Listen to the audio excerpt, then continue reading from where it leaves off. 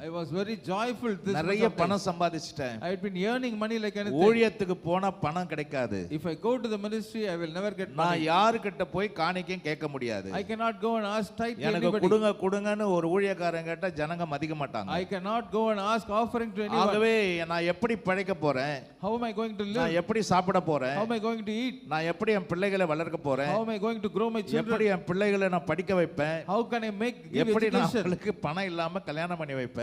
How will I get இவ்வளவு சொல்லி நான் ஜெபித்தபோது when I prayed to the Lord after saying இந்த this, வாக்குத்தத்தத்தை தான் கர்த்தர் எனக்கு the கொடுத்தார். Lord gave this promise to me. 3 வாக்குத்தத்தங்களை எனக்கு கொடுத்தார். The Lord gave me 3 நான் promises ஊழியத்துக்கு ஒப்பு கொடுத்த போது. when I committed myself ஒன்று to the இது. ministry.